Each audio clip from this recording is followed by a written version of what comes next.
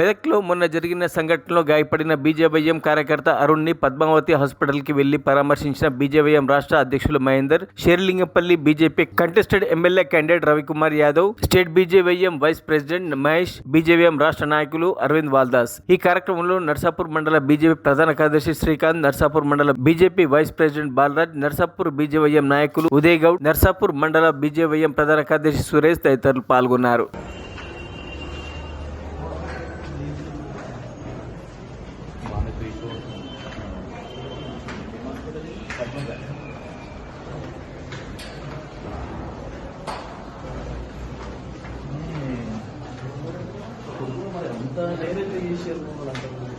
మనలో కొన్ని